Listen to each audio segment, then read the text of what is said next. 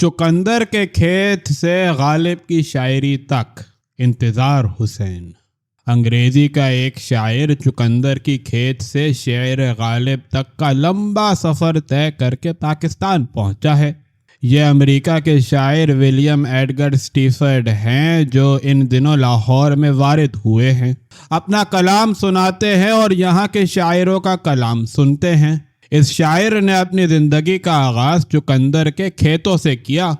چقندر کے کھیتوں میں محنت مزدوری کی، پھر مختلف کارخانوں میں کام کیا، یہاں سے نکل کر اسکولوں میں لڑکے پڑھائے، پھر اسکول سے نکل کر کالج میں جا کر پروفیسر بنے۔ اسٹیفرڈ صاحب غالب کے مترجم بھی ہیں۔ یہ ہم آپ کو معلوم ہی ہے کہ غالب کی 100 سالہ سالگرہ آنے پر اس شاعر کی خوشبو دور دور پہنچی اور امریکہ میں ایک پاکستانی نوجوان پہنچا ہوا تھا، یہ اعجاز احمد ہیں۔ غربت میں جا کے چمکا، گمنام تھا وطن میں۔ ٹی ہاؤس میں بیٹھ بیٹھ کر وہ ٹی ہاؤس کے ممتاز دانشوروں میں شمار ہو چلے تھے کہ امریکہ سے شاداب ہوا کا ایک جھونکا آیا اور انہیں اڑا لے گیا، اور ان کا نام وطن میں غالب کے انگریزی ترجموں کے واسطے سے واپس آیا۔ اعجاز صاحب نے غالب کی غزلوں کا لفظی ترجمہ کیا، اس شاعری کا پس منظر بیان کیا۔ اس بنیاد پر اسٹیفرڈ صاحب نے غالب کو انگریزی میں منتقل کرنے کا اہتمام کیا۔ کیا شاعری کا ترجمہ ہو سکتا ہے؟ اسٹیفرڈ صاحب کا جواب یہ ہے کہ صرف شاعری ہی کا ترجمہ ہو سکتا ہے۔ رابرٹ فراسٹ نے یہ کہا تھا کہ ترجمہ میں شاعری ضائع ہو جاتی ہے۔ اسٹیفرڈ صاحب کو اس نقطہ نظر سے اختلاف ہے۔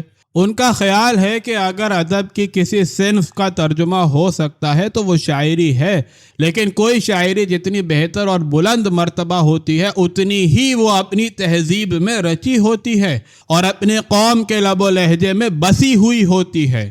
اس لیے شاعری کا ترجمہ محض لفظوں کا معاملہ نہیں ہے، بلکہ یہ ایک لکھنے والے کے پورے تصور کائنات سے شناسائی حاصل کرنے کا مسئلہ ہے۔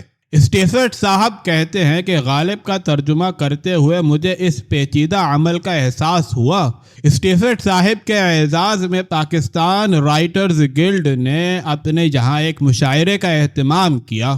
مقصود یہ تھا کہ مہمان شاعر کو مشاعرے کی روایت سے متعارف کرایا جائے۔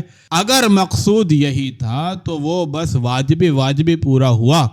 بے شک مشاعروں کا رنگ آج کل دگرگوں ہے، لیکن اتنا دگرگوں بھی نہیں جتنا رائٹرز گلڈ کے مشاعرے میں نظر آ رہا تھا۔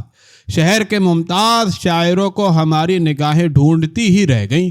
چند ایک چہرے البتہ نظر آئے، مگر وہ بھی کچھ اس مجلس میں اکھڑے دکھائی دے رہے تھے۔